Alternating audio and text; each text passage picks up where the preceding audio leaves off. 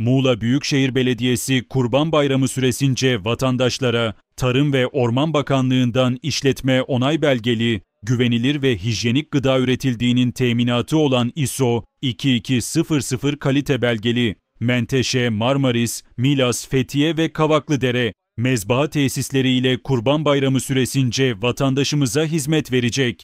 İl Kurban Hizmetleri Komisyonu'nun kararı gereğince kurbanlık kesim ücretleri büyükbaş hayvan için 6.000 Türk Lirası, küçükbaş hayvan için 800 Türk Lirası olarak belirlendi. Kurbanlık hayvan satış yerleri Menteşe ilçesinde Bayır Hayvan Pazarı ve Düyerek Hayvan Pazarı olarak belirlenirken, diğer ilçelerde ise ilçenin hayvan pazarları geçtiğimiz yıllarda olduğu gibi açık tutulacak. Kurbanlık hayvan satış yerlerinde Sağlık ve Sosyal Hizmetler Dairesi Başkanlığı'na bağlı veteriner hekimler hayvanların sağlık durumları ile ilgili gerekli kontrolleri düzenli bir şekilde yapacak.